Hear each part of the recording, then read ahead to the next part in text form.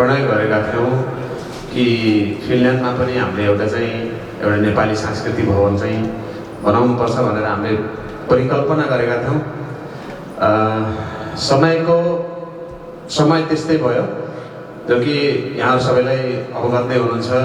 अब त्यस पछाडि चाहिँ कोरोनाले चाहिँ एकदमै चाप्यो। अब 2 चोटिसम्म हामीले भिसा एप्लाई पनि गरियो, तर भिसा दिएन। त्यो हाम्रो बसमा थिएन। त्यसले गर्दाखेरि हाम्रो कामहरू चाहिँ रोकिएको जस्तो भएको हो, तर रोकिएको चाहिँ छैन। र यस बिचमा चाहिँ कतिपय साथीहरूलाई लाग्यो होला कि यिनीहरूले केही गर्दैनन् कि जस्तो पनि लाग्यो होला, होइन। उहाँहरूलाई त्यो आउनु पनि स्वाभाविक हो, मलाई त्यसलाई अन्यथा लिँदैन। किनभने धेरै समय, लामो समय भइसकेको थियो। प्रतीक्षाको घडी भनेको केही समय पनि मान्छेलाई गाह्रो हुन्छ, तर चाहिँ अलि धेरै धैर्य गर्नुपर्ने अवस्था आयो। समयले गराएको कुरा हो यो कुरा। मलाई लाग्छ अब यहाँहरूले सबैले एउटा कुरो देखिरहनु भएको छ साउथ युरोपमा, जहाँसम्म अहिले तपाईँहरूले देख्नुभयो कि देख्नु भएन, भव्य कार्यक्रमहरू भए। तर त्यस्तो कार्यक्रम फिनल्यान्डमा किन हुन सकेन, त्यसमा हामी सबैले चाहिँ आत्मसमीक्षा गर्न जरुरी छ भन्दै मैले आजको यस कार्यक्रममा हाम्रा वाचन प्रवीण गुरु दीनबन्धु पोखरेलज्यू हामीसँग यही हुनुहुन्छ, साथमा हुनुहुन्छ। यहाँको साथमा हामीले लगभग 3-4 घन्टाको कार्यक्रम गर्छौँ।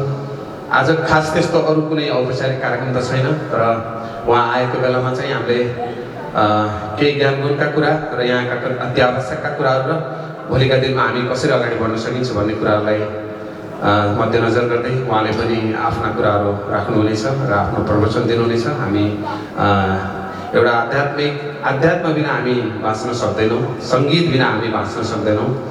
किनभने आध्यात्म भनेको हामी जन्मेदेखि जोडिएको कुरा हो।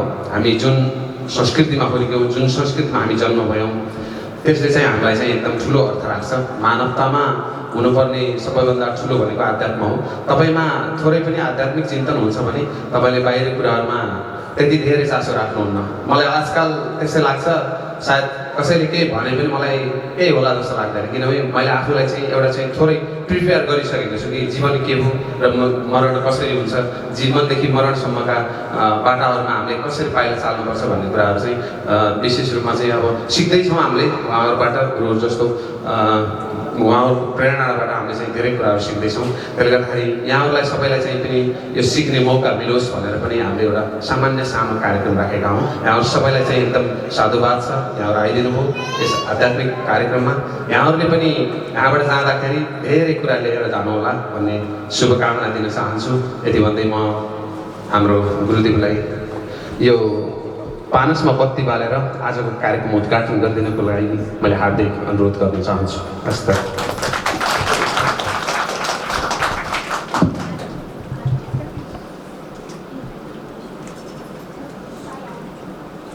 सबैजना उठौँ।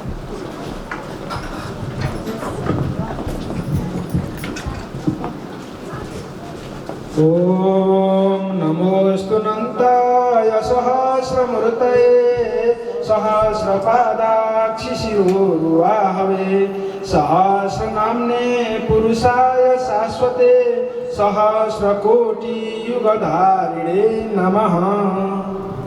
सबैजनाले गुरुदेवलाई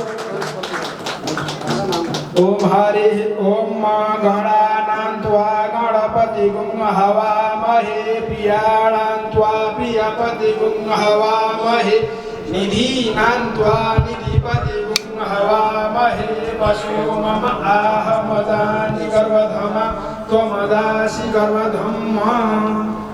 गुरुदेवलाई माल्य अर्पण गरिदिनु हुन म विनम्र अनुरोध गर्दछु। आसन ग्रहण गर्नुपर्छ।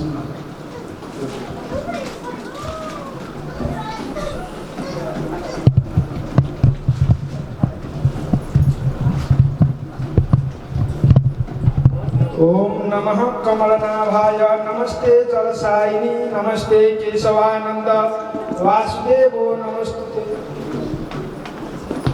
ओम नमः कमलनाभाय नमस्ते जलसायिनी नमस्ते केशवानंद वासुदेवो नमस्तुते। वासुनाथ वासुदेवस्य वासितं भुवनत्रयं सर्वभूतनिवासोऽस्ति वासुदेवो नमोस्तुते। गुरुर्ब्रह्मा गुरुर्विष्णु गुरुर्देवो महेश्वर गुरुर साक्षात् परम ब्रह्म तस्मै श्री गुरवे नमः। ओम जय बोलो गुरुदेव भगवान को, सच्चिदानंद भगवान को, श्री लक्ष्मी नारायण भगवान को जय। समस्त देवी देवताहरूको, श्री नेपाल आमाको, वैदिक सत्य सनातन धर्मको जय। यति भन्दै म अब माइक्रोफोन गुरुदेवलाई हस्तान्तरण गर्छु। ओम जय श्री राधे।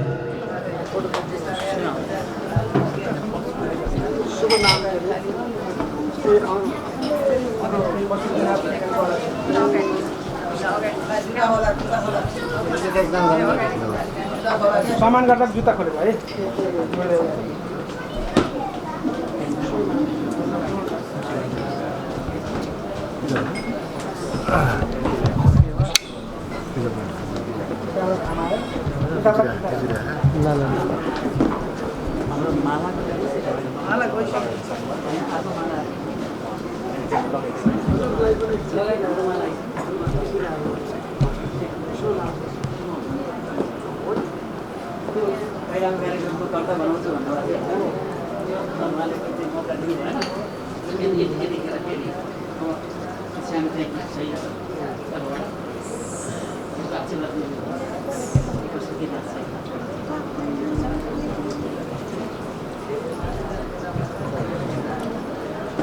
टीका सबैले टीका लाउनु पर्दैन, यसो फुलमा टीका लगाइदिन्छु लास्टमा।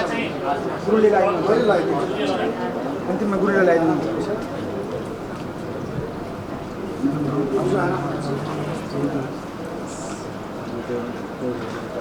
ओम नमो स्कंदनिताय सहस्रमूर्ते सहस्रपादाक्षि सहस्र